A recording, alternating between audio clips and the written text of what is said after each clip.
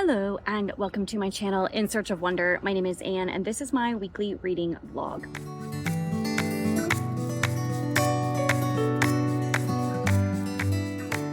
Today I have a pretty chatty and fairly rambly video for you about all of the books that I read and enjoyed this week. And I managed to finish a couple of books and I had some things to say about them. So without further ado, let's get started on what I read this week. Hello, it is Sunday evening on Mother's Day, and it is a beautiful day, gorgeous weather. So I'm just outside soaking up a little bit of the last sunshine of the day, and thought I would get started on this weekly reading vlog. And let's see, what have I done? Okay. I picked up, as you saw, The Muse of Maiden Lane by Mimi Matthews in my last weekly reading vlog. I picked it up in the library. And so I have been reading that this weekend. I did not have as much opportunity to read it this weekend as I wanted, because even though I didn't have anything on my schedule and I didn't really do much, I mean, I read I don't know, I guess I'm probably about a third of the way through it. So I've definitely read in it.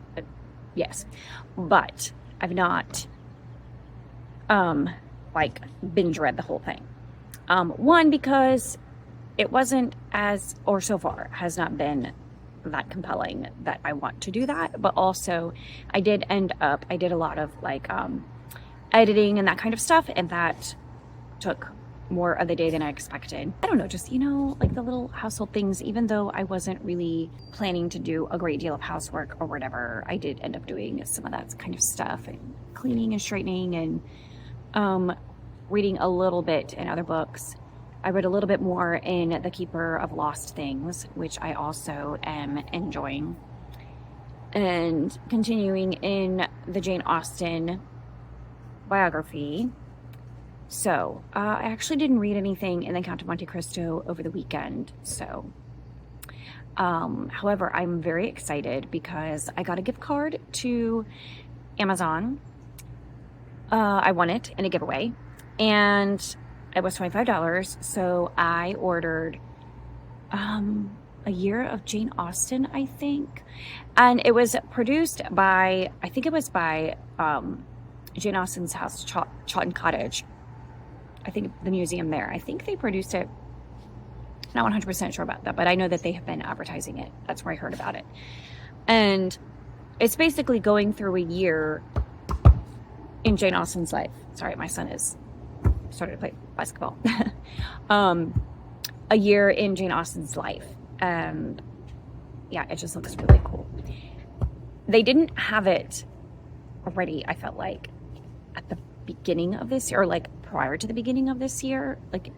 It was released at some point earlier on in 2025, but it's meant to celebrate her 250th birthday, and it just looks like a beautiful hardcover book that I will enjoy for many years to come. So I ordered that, so I am anxiously awaiting its arrival in the mail.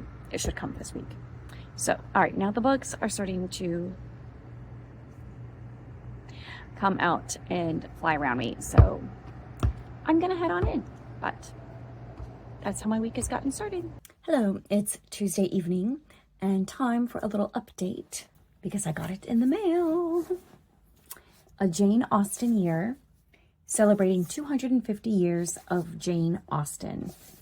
And I won this, I won a $25 Amazon gift card from two Instagram accounts, bookstagram accounts that you should follow. I will link to them in the description box.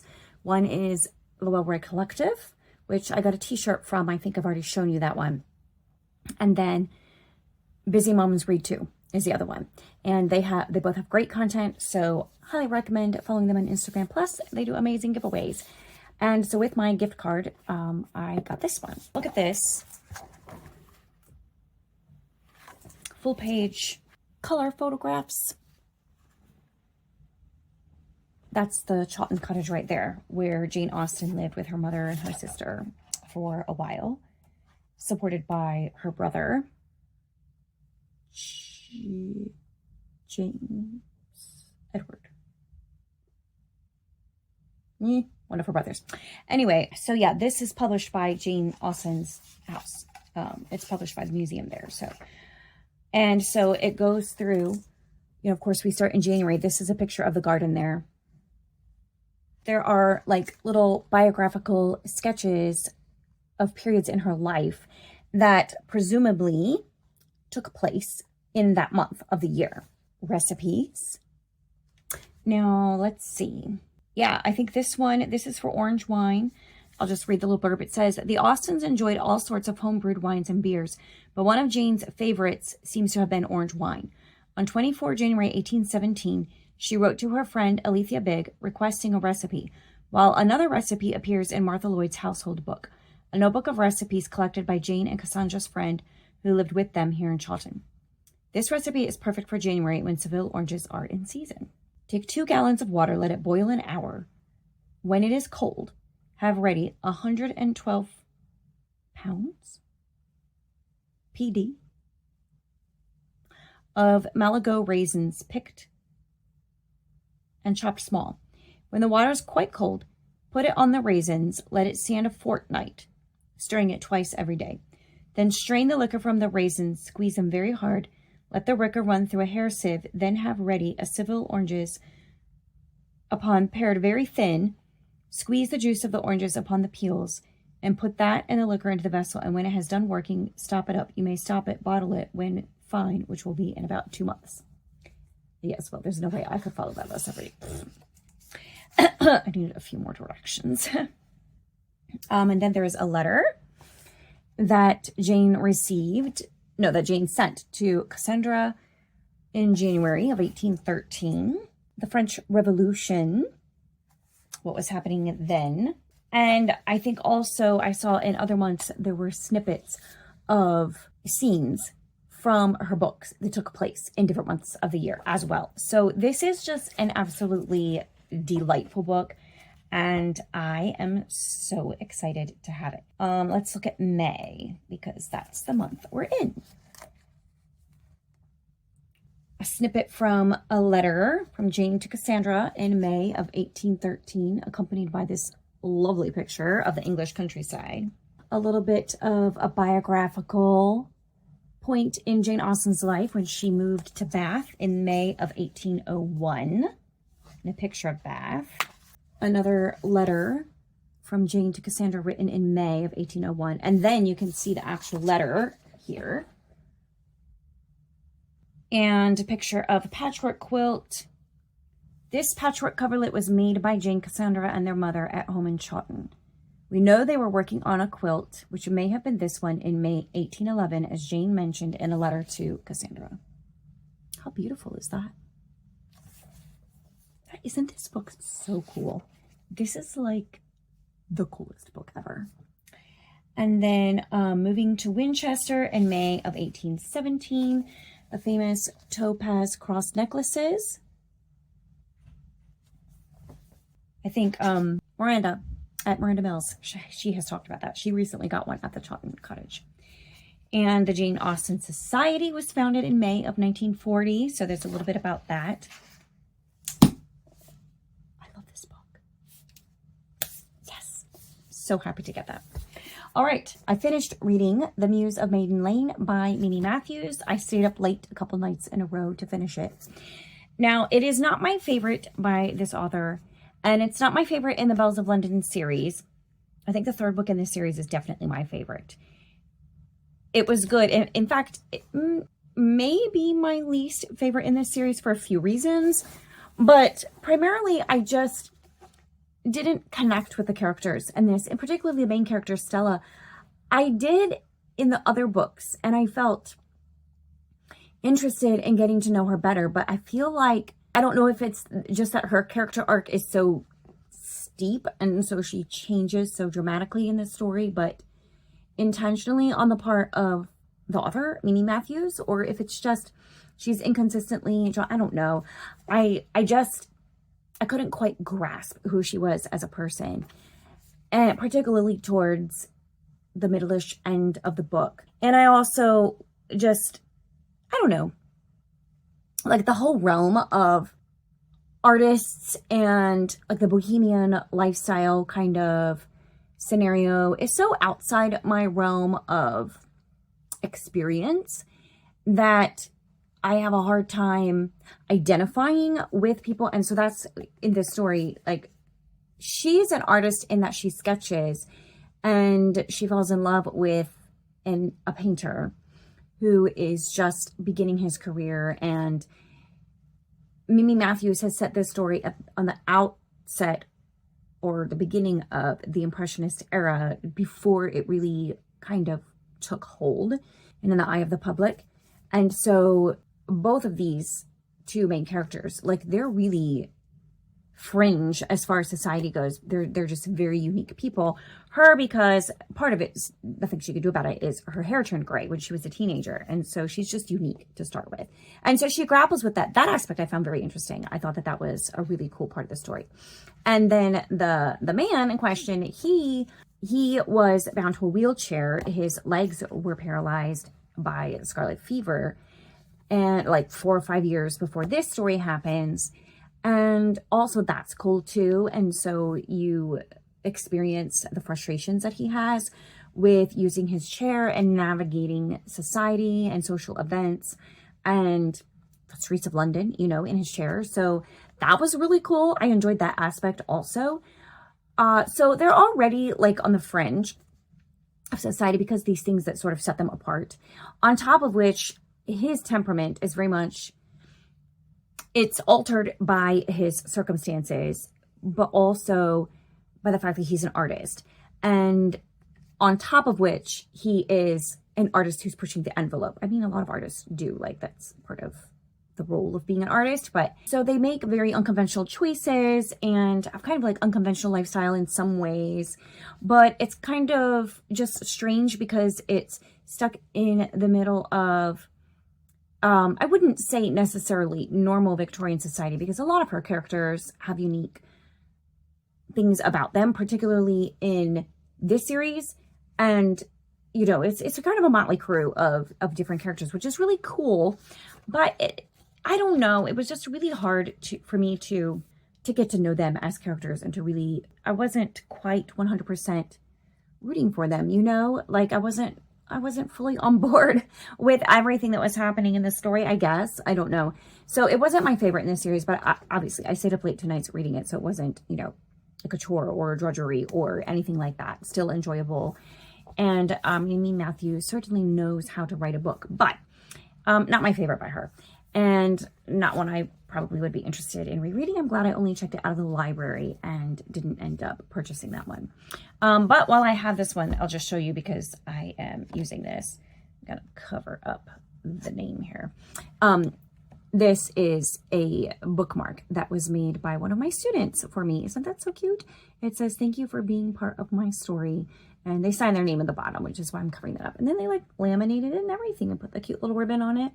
So that is a great little teacher gift idea, by the way, and easy and not very expensive at all if you have access to a laminator.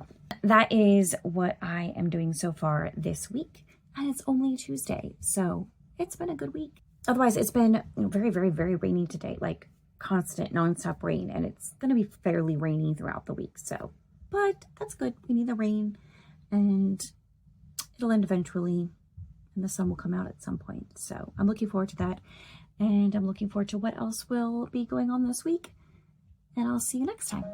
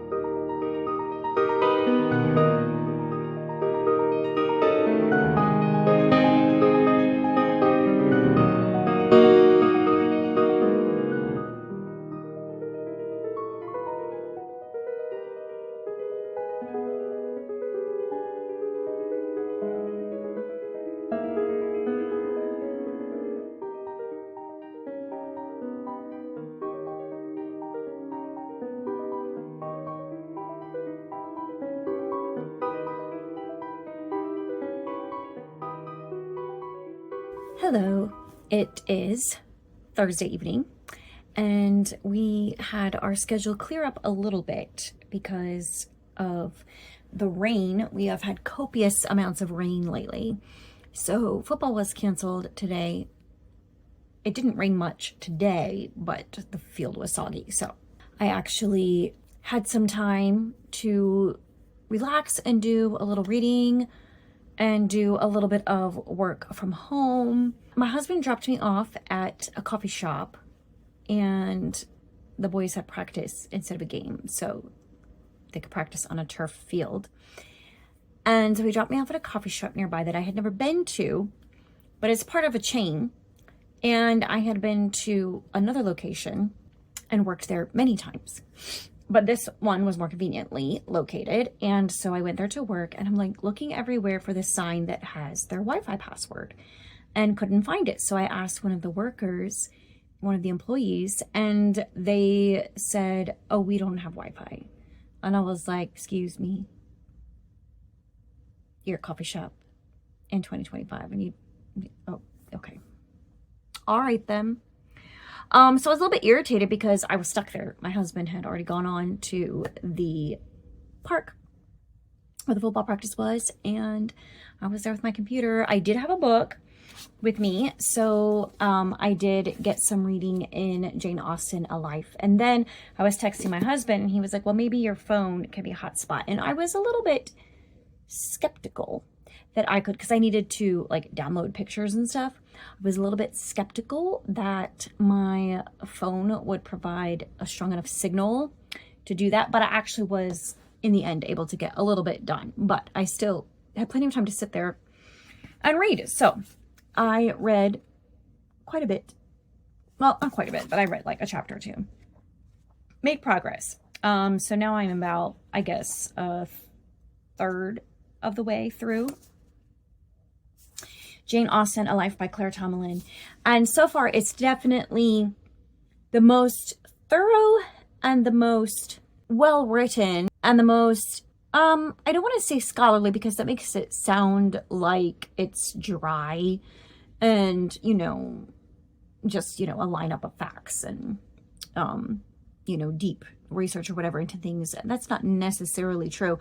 It is very well researched, and she cites all of her, you know, factual statements in the back, but it's just less editorial, I guess, than other biographies that I have read about Jane Austen. And so I really appreciate that. I mean, there are some, like it's impossible to write something without bias, right? But Claire Tomalin is very obviously working from large amounts of research, and when she does say something that is more like opinion, she's not trying to say it as fact, you know, for the most part. So it's a good balance as far as that goes, and I'm learning all kinds of interesting things, particularly about the people that the Austens knew, because not only is she telling about Jane Austen's life, you know, we don't have a lot of details about Austen's life, but she does a deep dive into everything that's out there, primary source material regarding the various Austen family members. So we get a lot of information about her whole entire family, which helps, you know, strengthen the picture of who she is as a person, but also the neighborhood where they live, the people that they knew, the people that they went to assemblies and balls with, the people that they hung out with, the people that they interacted with, the people that likely, you know, went to their church of a Sunday. So that's really cool. The chapter I'm reading now is all about the neighbors, and mostly the landed gentry, as well as like there's, you know, new money. It's the people that Austen talks about in her books, the stories that she writes around. It's that kind of, not like super high class Mr. Darcy level of society, but more like, you know, your average kind of middle class, upper middle class, nobility, gentry setting. Anyway, so she gives, you know, all the information. I mean, there are some doozies of stories among their neighbors, by the way. Kind of crazy. And also, in a previous chapter that I read called Bad Behavior, which I thought was funny, Jane Austen's early work, her juvenilia, which I've read some of, was a very, I don't know what the word is, like salacious, she seemed to have been very fixated on bad behavior, as the chapter was entitled, and that was why it was titled that way. Because as she was a young teenager, her early writing, her earliest known writing was very much focused on people who were terrible people, who did terrible things, immorality and vice and drunkenness and just foolishness, all that kind of stuff. She seemed to find highly amusing and interesting and worth writing about. And so a lot of her juvenilia is like that. I found that the Bronte's juvenilia was also very much that way as well. I thought that was kind of interesting and very unlike, you know, the writing that she grew into as a mature adult.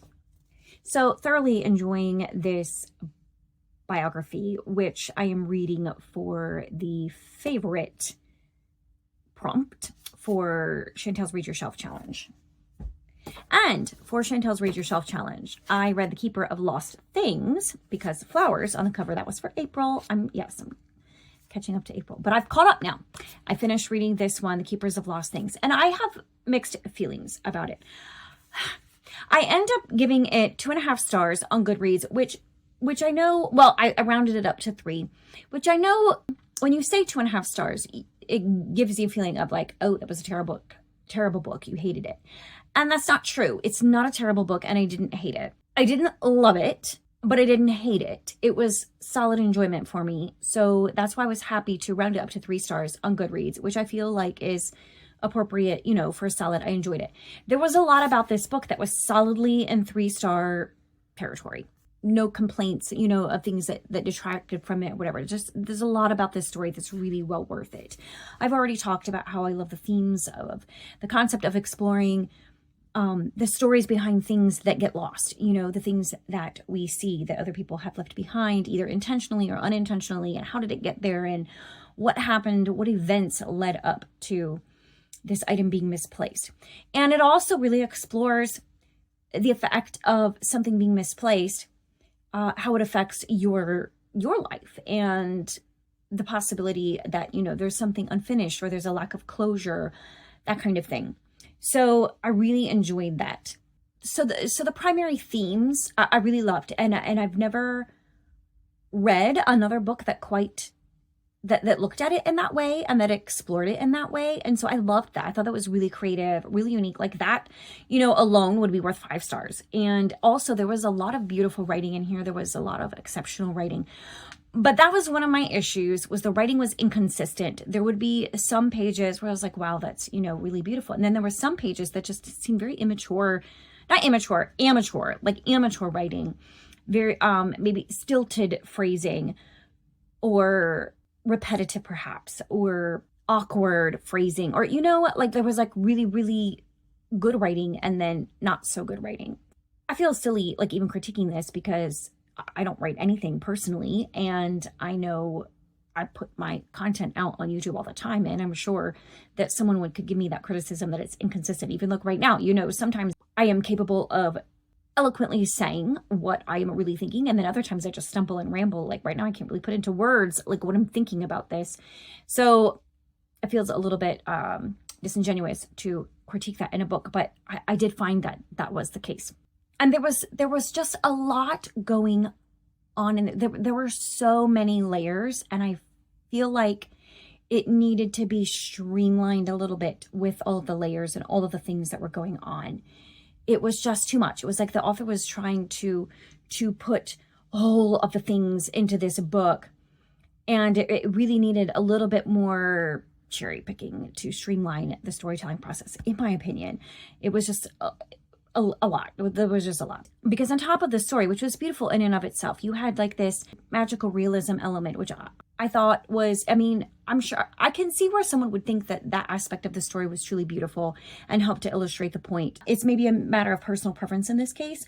I thought it was unnecessary. I thought the story could have been just as beautiful without that aspect to it. I didn't think it added enough to the story for what it was worth.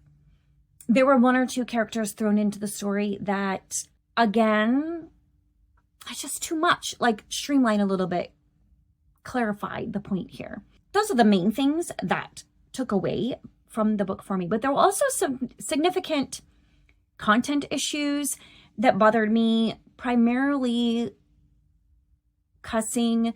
There was more cussing than I like in a book. And that's a very subjective thing, even for me, because I personally choose not to use profanity in my daily speech and in our family. And I work in an environment where it's a very professional environment and people don't use profanity at work either. So I'm not like surrounded by it on a daily basis. However, one does encounter it, right? You know, it's like people talk like that, like you're used to hearing it, seeing it, whatever. So it doesn't, there's a certain point where it doesn't bother me in a book. And then there's a certain point where it does. And I don't know if that makes any sense to anybody at all, but that's just the reality of my experience. So this one crossed the line for me. It was just, there were points where it was a lot. Like there were points, long stretches of the book where there was none. And then there would be like a lot. And so the cumulative effect was just too much for me. And that brought it down. And then there was some other content aspect of things. Nothing was dwelt on per se. There were no like graphic scenes, just lifestyle choices and immorality that just brought it down for me a little bit, was another reason. So all of those factors combined, both things that were personal preference in the story, as well as things that I felt could have been improved on in the story, kind of all brought it down for me. But I do think that there are a lot of people who would love this book. And there are definitely a lot of people who have really enjoyed this book. And I think that there is a lot to enjoy in it. There's a lot to admire in the story itself and what the author is trying to say through this story, and in the writing itself overall is enjoyable. So I don't recommend it fully 100% for everyone, but I think there are a lot of people who would really like this story a lot and would enjoy just kind of sitting in it and immersing in it and really just experiencing this book. It's that kind of book that you need to do that with. So that is what I have finished this week, the second book that I finished, because I think I already talked about the Muse of Maiden Lane, right? I hope so, because I'm pretty sure I did. Crazy. I can't remember from one day to the next what I've done and what I've talked about. Ridiculous. And I have come close to, or I have passed the 1,000-page mark in the Count of Monte Cristo, which means I am on the final stretch here, the last couple hundred pages. There were a couple of chapters that I've read this week that were really very emotionally intense in that story. And I have a feeling there's going to be a couple more before everything is said and done, based on what I have heard people talking about and what I've heard about the book. So I am looking forward to that. It's been very enjoyable all the way through, and I am looking forward to the way that everything concludes and wraps up. And I'm also looking forward to being done with it, only because it hasn't been drudgery at all. There hasn't been a moment where I was like, oh, I need to read more Count of Monte Cristo. It was more like, oh yes, I can read some more Count of Monte Cristo. And I think the pacing that I've read it has been perfect. Like it averages about 15 pages a day-ish from the point where I started reading it at some point in March. And that's been like the perfect amount. Some days I read more than that. I read even, 25-ish or so pages. And some days I read 10, 12 pages. And that's just worked out perfectly. It's been like reading in those chunks has been a very satisfactory pace for me. And I've really enjoyed that. So I will close this out for now. That is what I have been reading this week and doing this week. And I will see you next time. Bye. And I am going to close this out with one more clip. I'm going to wrap everything up here. Hopefully I can last out here on the deck with the bugs. Hopefully they don't find me and start biting me, because then I'm going to have to go inside. But this will only take a few minutes. So, first of all, it's Saturday, by the way. Today has been the perfect spring day, if a little bit on the toasty side. But I got up pretty early, and my husband joined me after a little while, and I did a lot of gardening. The garden beds in the front in particular, like my husband had already weeded them once this spring and had done some work, but they were due again for some weeding. And also we had not planted any flowers in pots. We hadn't planted any annuals. I still haven't gotten to the annuals. Oh, thank goodness, the sun went behind a cloud. That's a lot better. I had not planted, still haven't planted any annuals. I haven't gotten around to that yet. But, because my favorite is zinnias, and those tend to come out a little bit later for some reason. So anyway, I have not planted the annuals, but I've planted herbs on my side garden, and I have planted flowers in the pots.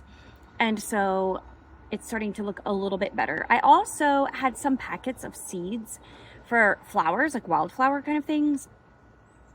And I was like, you know what? Let's just give it a whirl, see what happens. If something comes up, fabulous. If not, that's totally fine. So I just went ahead and sprinkled some seeds in some of the flower beds as well. We'll see what happens with those. And then we did a little thrifting, which was so fun, and went to the farmer's market, which is where I picked up my herbs that I planted. And we got some, oh my goodness, amazing, gorgeous strawberries. I love fresh picked strawberries. Nothing beats fresh picked strawberries. The ones at the store, nothing like it. And I'm very sad because May is such a busy time of year for us. We don't have time most years to go strawberry picking, but I love strawberry picking and I love fresh strawberries, so I settle for getting them at the farmer's market. So I got myself some strawberries at the farmer's market. And then just now today, I am practicing trying to make a shaken espresso, because at the end of the school year, I bring in my espresso machine to work on the last day of school, and I make some espresso drinks for my colleagues. And this year I want to do 2 different drinks. I usually offer them a couple different ones. I want to do an affogato, basically like an ice cream scoop with espresso poured over it and like whipped cream and stuff, like a coffee ice cream sundae kind of thing. And then I want to do a shaken espresso, an ice shaken espresso. So I was practicing making this. It's actually really easy. It tastes pretty good. I also got a little surprise box in the mail. I love surprise book mail. This is from Shatona. So thank you, Shatona, for this lovely little surprise. And she put a little note in there that said, "Happy Austening. Thought it might be fun for July." And as we all know, Jane Austen July is coming up. So I love this. It's the Jane Austen Escape Room book, Pride and Prejudice and Puzzles. So that is so fun. I don't know exactly how it all works. I think it's just like puzzles and clues and things. I see maps. I mean, the pages are beautiful. Look at these pages. Absolutely gorgeous. Look at that. Lovely. This is so fun. I'm definitely going to be doing that. So thank you, Shatona. What a fun surprise. And then I am reading Anne of Ingleside by Ellen Montgomery. This is for my Reading the Classics challenge in May. And I'm supposed to reread a favorite. Now, Anne of Ingleside is not my favorite in the Anne of Green Gables series. But the Anne of Green Gables series is one of my favorite series of all time. Absolutely. And so it qualifies. And it is the next one in the series that I need to read. My favorites in the series would be Anne of Green Gables, but I've already read that in this reread. And Rilla of Ingleside is my other favorite, but I haven't gotten to that yet. I have to read this one first, and then there's Rainbow Valley, and then I will read Rilla of Ingleside, but not all in May. So I'm reading Anne of Ingleside. And this particular copy is a vintage copy from 1939, and it was a gift from Tay at Tales and Trees with Tay. So I am enjoying that. I am like at page 58, so not quite a third of the way through, maybe about 25% of the way through, and enjoying it very much. I love the view of Anne as a mature woman with children, but she still has that sense of wonder that you love about her. And we get some of the perspective of her son Walter, who is supposed to be kind of like a dreamy, like Anne is, and, you know, insightful in the way that she was as a child, but not as mischievous. Doesn't have quite the mischievous quality that Anne had. Some of her other children do have that, however. And I love her housekeeper, Susan Baker. It's hilarious and provides a lot of comic relief to the story. And anyway, I'm really enjoying Anne of Ingleside. Still working through the Jane Austen biography by Claire Tomalin, enjoying that, and still reading through the Count of Monte Cristo. Although I am at the point in the story where I just want to keep reading until the end. Like, I just want to find out what's happening and like get to the conclusion of the whole story. I'm very interested in that. And I do have some thoughts about that. I think I'll save that for a separate video with more in-depth thoughts of the Count of Monte Cristo. I think, because I don't have like an in-depth analysis of the book as a whole, because this is my first time reading it and I just was reading it for enjoyment, and I wasn't really trying to think too much or too deeply about the themes or whatever. I was just enjoying the story unfolding as it went on. But I do think in order to say everything that I want to say about it, I think I need to make a separate video. So I will do that. All right. This is officially the end of my weekly reading vlog. So I will get that posted, and I hope that you all enjoyed this discussion on the books. Please let me know in the comments any thoughts that you have about any of these books. And anything that I said, just let's carry on the conversation below. And this coming week, I haven't filmed it yet, but I think what I'm going to be posting on Wednesday is a video with some chit chat about the Austen men. Not Jane Austen's brothers, but, which, you know, on my mind because I'm reading the biography of her, so it does talk about her brothers. But I'm talking about her heroes in her stories. And so we will, I have, I don't know, just a chatty video about that. And that's going to be on Wednesday, hopefully, if I can get that filmed and edited up on time. Those are my plans for this week, content-wise. Other than that, I don't have much planned. So I will see you next time. Bye.